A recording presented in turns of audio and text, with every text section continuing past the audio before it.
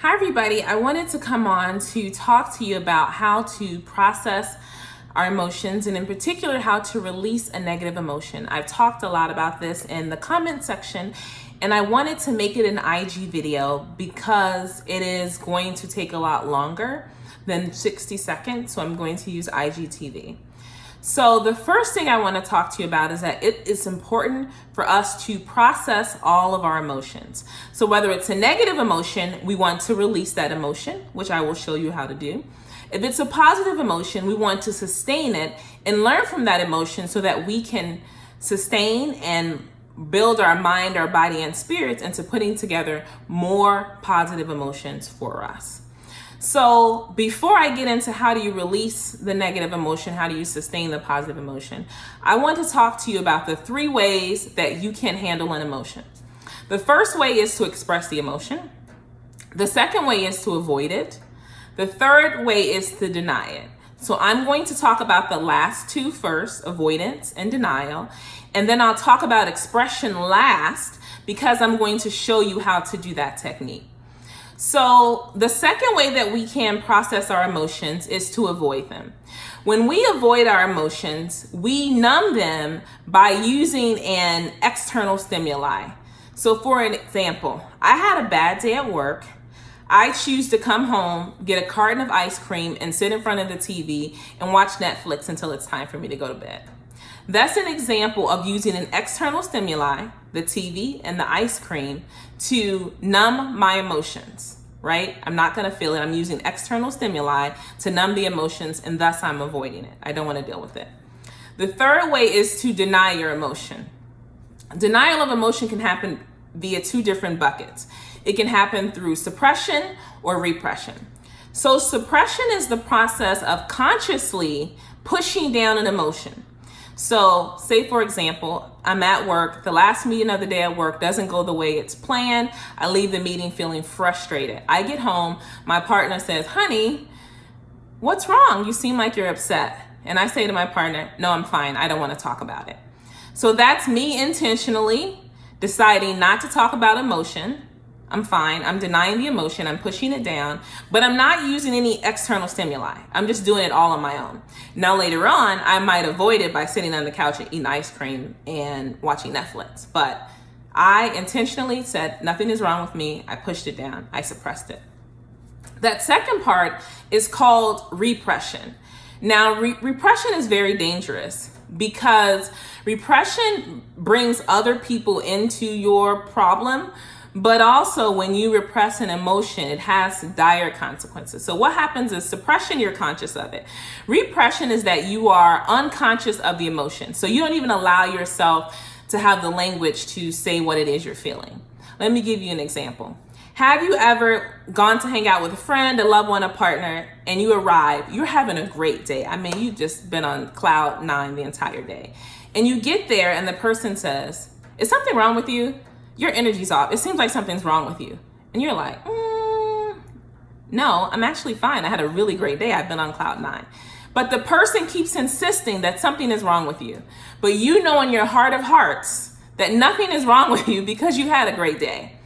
That is an example of that person repressing an emotion. They have an emotion that they haven't even allowed to come into their conscious. So what they're doing is they are projecting that emotion on you.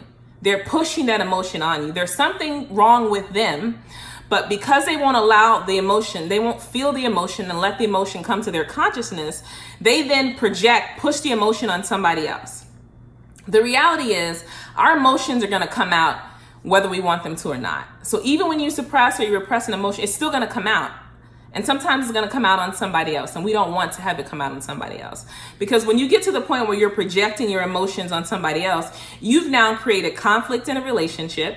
You've now made another person question their own sanity, which then is going to create tension. And then when you realize that when you finally get to the point of expressing the emotion, you're gonna feel a sense of guilt around it because you did something to somebody that you know wasn't right because it was you not, feeling the feeling. So those are the 2 ways you can process it. The way that we want to process our emotions is to express them.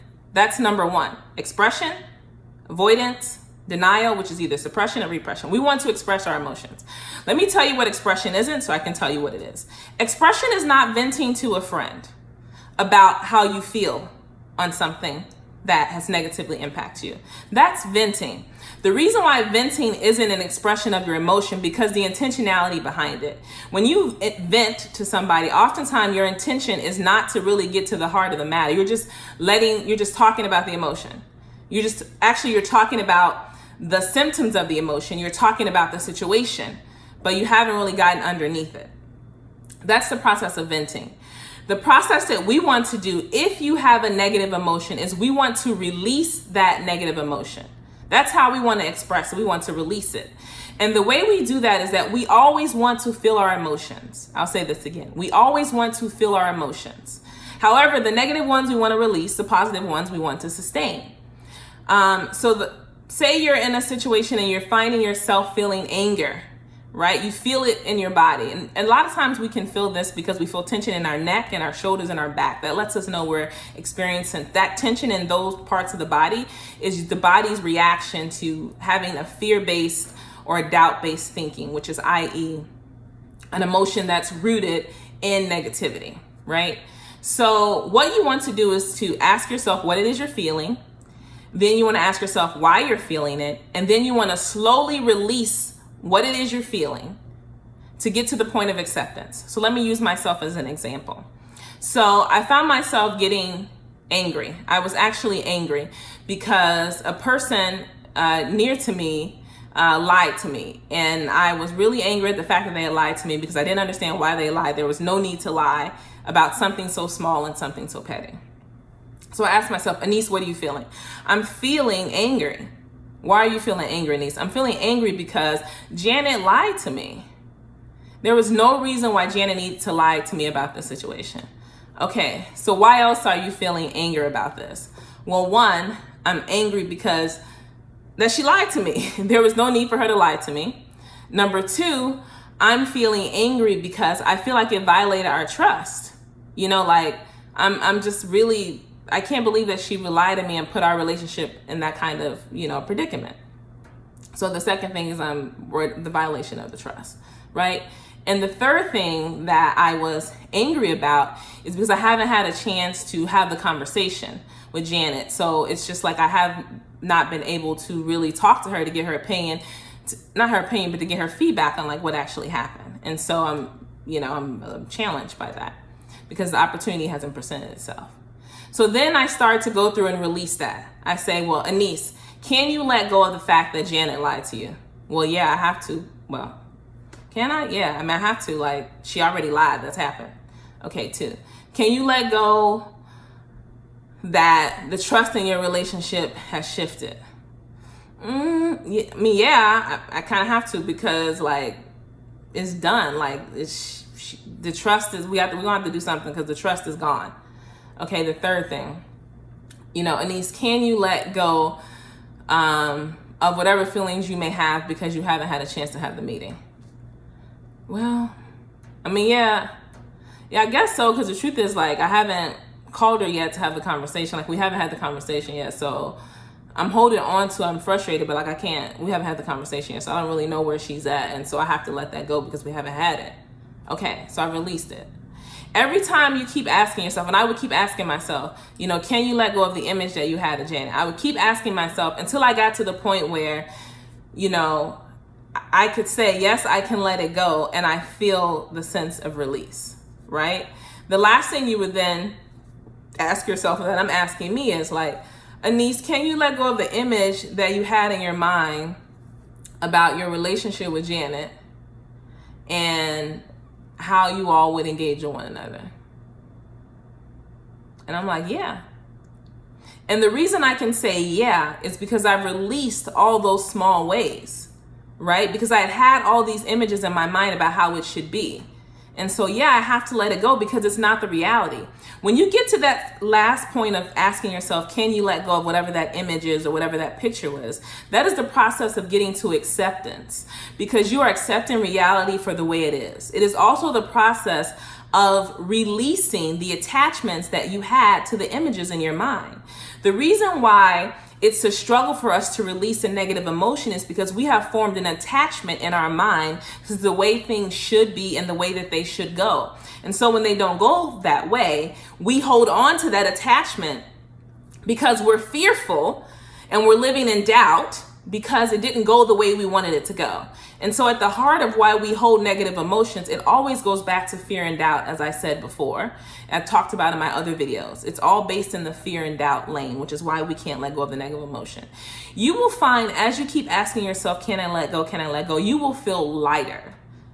And you'll get to the point where you can say, I can let go of that image. I can let go of the emotion of anger. Because you can let go of the emotion of anger because you've processed all the ways that you're angry. Before, you didn't know why you were angry. You just had this big 30,000 feet version of anger and you didn't know why you were angry. But then as you slowly started to tear that down, you got back to reality and you were able to accept reality for what it was, which means the next step is to have the conversation with Janet and figure out where to go next. That's how you release a negative emotion. You also want to sustain positive emotions. And the way we sustain positive emotions is if I'm feeling joyous about something, I'm feeling joy. You want to ask yourself, what am I feeling? Joy, right? Ask yourself, why are you feeling joy? Write those things down or say it in your mind. And then you ask yourself, what am I trusting is going to work out? Right? Because usually when you feel those feelings, those positive emotions, there is usually a belief in your mind of trust and love. You believing that everything is going to work itself out. All things will work together for your good.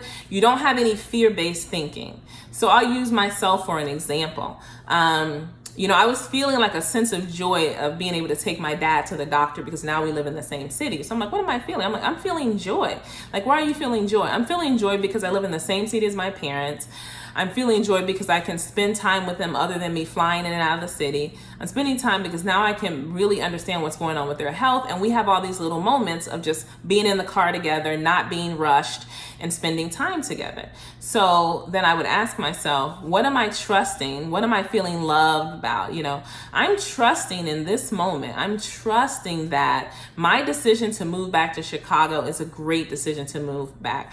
I'm trusting that everything is going to work itself out with my dad and his health because I'm here to support him. I'm feeling loved by him. I'm feeling loved by this entire situation and the way it's laid out for me to come home.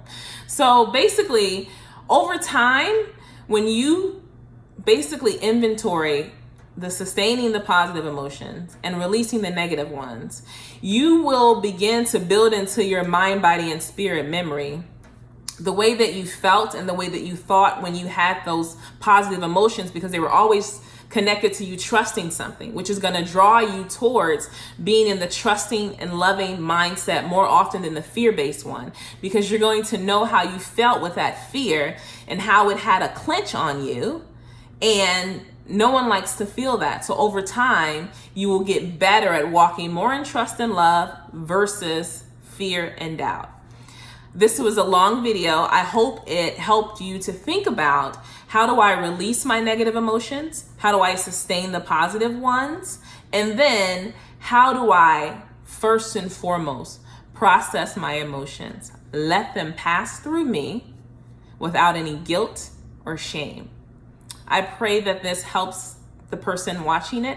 If you feel like a friend could benefit from it, please tag them in the comment sections. If you have any questions about processing your emotions, this technique, leave a question in the comment section and I will answer that question for you, or you can DM me. Thank you and have a great day. Love you all.